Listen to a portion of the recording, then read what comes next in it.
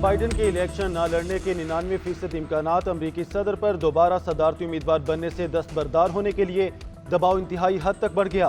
साबिक सदर Barack Obama ने भी जो बाइडन पर वाजे कर दिया कि उनके इलेक्शन जीतने का इम्कान बहुत हद तक खत्म हो गया है।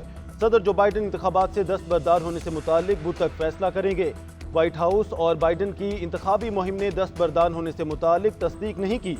उधर साबिक हाउस स्पीकर नैन्सी पेलोसी की जो बाइडन से टेलीफोनिक गुफ्तगू, कहा पोल से पता चलता है कि आप इलेक्शन नहीं जीत सकते, आपका इंतखाबात में हिस्सा लेना डेमोक्रेट्स की जीत के इम्कान को नुकसान पहुंचा सकता है।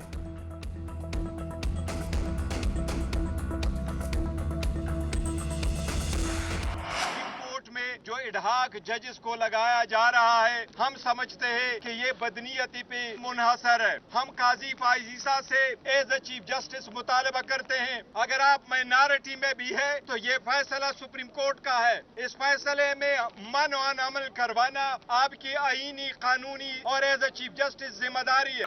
पाकिस्तान तहरीक इंसाफ को बैन करने की बातें हो रही हैं, किसी का बाप भी पाकिस्तान तहरीक इंसाफ को नहीं बैन कर सकता। एंटी करप्शन केसेस में हमारे साथियों के खिलाफ बोगस FIR आ रही हैं गवर्नमेंट ऑफ पंजाब की तरफ से।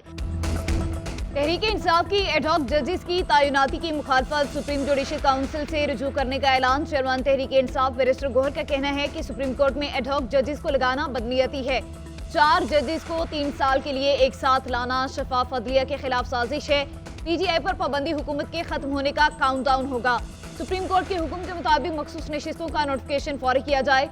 चीफ जस्टिस सुप्रीम कोर्ट के फैसले पर अमल दरामद कराएं। उमर अयूब बोले, चीफ जस्टिस का मकसद सिर्फ अपने हम ख्याल जजेस को साथ लगाना है।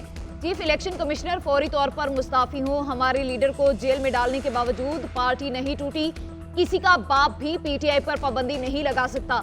शिबली फराज कहते हैं, सुप्रीम कोर्ट के फैसले से हुकूमत बौखला गई। तहरीक इंसाफ पर पाबंदी हुकूमत का भोंडा इक़दाम होगा। PTI का छीना गया मैंडेट वापस मिल रहा है। हुक्मरान टोले के पास ऑप्शन खत्म हो गए।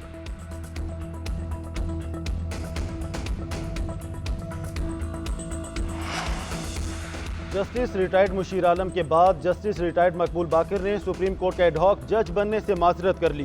साबिक जज सुप्रीम कोर्ट और निगरान वज़ीर आला ने GNN से खसूसी बातचीत करते हुए कहा कि ज़ाती वजूहात की बिना पर एडहॉक जज बनने से माजरत की है। एडहॉक जजेस की तैनाती पर तनकीद बिला जवाब है। चीफ जस्टिस काजी फाइजीसा का इकदाम नेक नियति पर मबनी है। ज़ाती और प्रोफेशनल मसरूफियात ना होती तो एडहॉक जज जरूर बनता। जिन तो जज साहिबान ने एडहॉक जज का ओहदा कबूल किया वो काबिल तहसीन हैं। उधर पाकिस्तान बार कौंसिल ने एडहॉक जजेस की तैनाती की हिमायत कर दी। आईनी और सियासी मुकदमात के फैसले के लिए आईनी अदालत बनाने की तजवीज़। बार के एलामिये में कहा गया, सुप्रीम कोर्ट में सियासी मुकदमात के बाइस आम साइलिन के केसेस इल्तवा का शिकार हैं। अलग आईनी अदालत से सुप्रीम कोर्ट के जजेस का कीमती वक्त बचेगा। पंजाब बार कौंसिल के एडहॉक जजेस की तकर्रुर की हिमायत, लाहौर हाईकोर्ट बार की मुखालफत।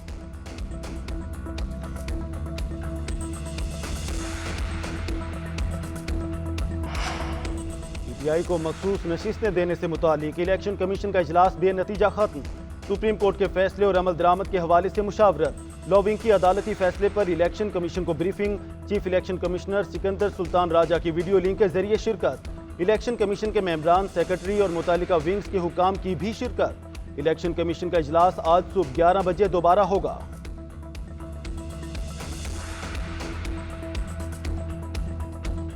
मखसूस नशिस्तों के सुप्रीम कोर्ट के फैसले पर नजरसानी दरख्वास्तों का मामला। मुस्लिम लीग नून की नजरसानी दरख्वास्त पर नंबर लगाकर जजेस कमेटी के सामने पेश की गई। जजेस कमेटी के 2 अरकान का नजरसानी दरख्वास्त 2 माह बाद मुकर्रर करने पर इत्तफाक। जराये के मुताबिक 2 माह की छुट्टियों पर जा रहे हैं, हम दस्तयाब नहीं होंगे अक्सरियती अरकान की राय।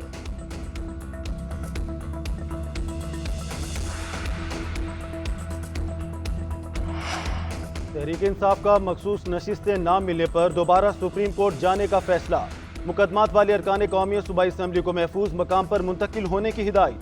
तहरीक इंसाफ और सुन्नी इत्तेहाद काउंसिल की पार्लिमानी पार्टी का इजलास। PTI पर पाबंदी और बानी के खिलाफ आर्टिकल 6 के तहत कार्रवाई का हुकूमती फैसला मुस्तरद। उधर मखसूस नशिस्तों पर हल्फ लेने वाले मेंबरान का भी फैसले पर नजरसानी के लिए सुप्रीम कोर्ट में दरख्वास्त दायर करने का फैसला। मुअत्तल मेंबरान अलहदा सुप्रीम कोर्ट में रिट पटिशन दायर करेंगे। मखसूस नशिस्तों पर मुअत्तल लीगी अरकान की इलेक्शन कमीशन को दरख्वास्त। नजरसानी अपील के फैसले तक मेंबरान को डी नोटिफाई ना करने की दरख्वास्त।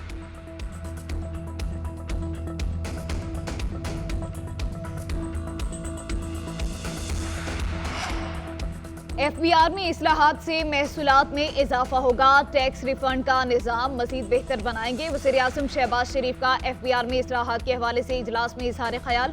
कहा वज़ीर-ए-आज़म FBR हुकाम की डिजिटलाइजेशन के हवाले से पेशरफ्त पर ब्रीफिंग। कहा अदालतों और ट्रिब्यूनल्स में टैक्स के हवाले से 3.2 खरब के 83,579 मुकदमात ज़ेर इल्तवा हैं। जदीद टेक्नोलॉजी के इस्तेमाल से टैक्स देने की इस्तात रखने वाले 49 लाख अफराद की निशानदही की गई। वज़ीर-ए-आज़म की दौलतमंदों सरमायादारों को तरजीही बुनियादों पर टैक्स नेट में लाने की हिदायत।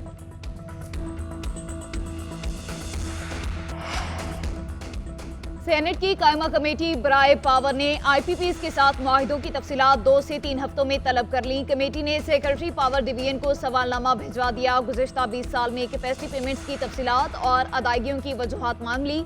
खत में कहा प्लांट्स की कीमतों के लिहाज से खित्ते के ममालिक के साथ मुवाजना फराहम किया जाए।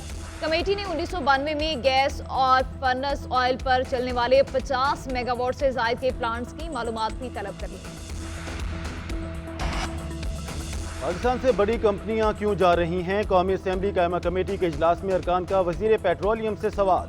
मुसद्दिक मलिक बोले आलमी कंपनियां उधर रुख करती हैं जहां कारोबार करना आसान हो। पेट्रोलियम सेक्टर से बड़ी मायनाज कंपनियां पाकिस्तान को छोड़ गई हैं। हमारे यहाँ कारोबार बहुत मुश्किल है। कंपनियां दुनिया में आसान कारोबार की जानिब जा रही हैं। इस वक्त सिर्फ चाइनीज हमारे पास आ रहे हैं। पाकिस्तान में तेल और गैस की तलाश के लिए सिक्योरिटी का खर्चा भी मसला है। जिन इलाकों में कंपनियों ने तेल और गैस तलाश करना होता है वहाँ सिक्योरिटी पर भी खर्च होता है। हमारी अपनी गैस LNG से महंगी पड़ रही है।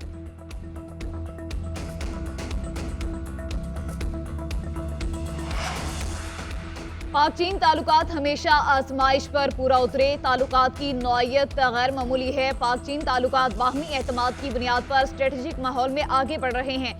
पाक फौज और पीपल्स लिबरेशन आर्मी के दरमियान मजबूत ताउन कायम रहेगा। Army chief general Syed Asim Munir का GHQ में चीन की पीपल्स लिबरेशन आर्मी के क़याम की 97वीं सालगिरह की तकरीब से खिताब।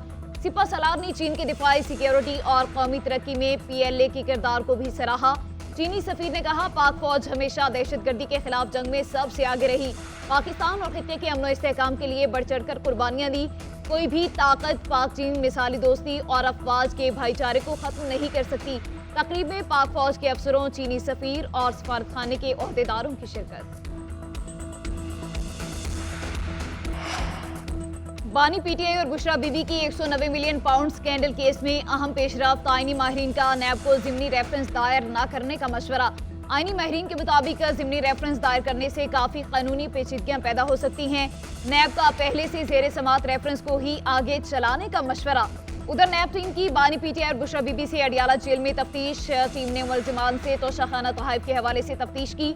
जराये के मुताबिक मुलजिमान से तोहफे में मिलने वाला ज्वेलरी सेट से मुतालिक चंद सवालात किए गए।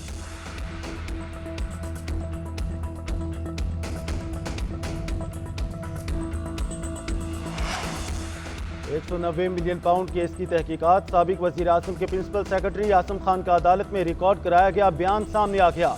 कहा 190 मिलियन पाउंड का मामला काबीना में पेश किया गया।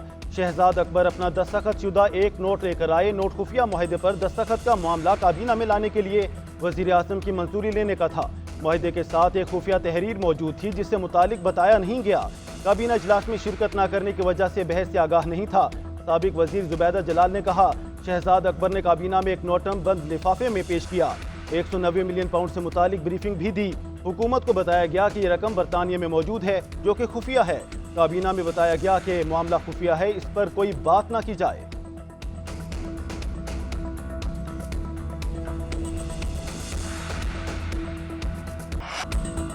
वुमेन्स T20 एशिया कप का मैदान आज से सजेगा। डिम्बोला श्रीलंका में होने वाले मेगा इवेंट में पहली बार 8 टीमें इन एक्शन। इब्तदाई रोज 2 मैचेस शेड्यूल। नेपाल और मुत्तहिदा अरब अमारात के मैच से टूर्नामेंट का आगाज होगा। इसी रोज रिवायती हरीफ पाकिस्तान और भारत में मुकाबला भी होगा। भारत टूर्नामेंट में अपने एजाज का दिफा करेगी। टीमों का डिम्बोला में फोटो सेशन। भरपूर हल्ला गुल्ला, खिलाड़ियों ने डांस परफॉर्मेंस भी दी। नेपाल, थाईलैंड, मलेशिया, श्रीलंका और UAE की टीमें तवज्जो का मरकज बनी रही।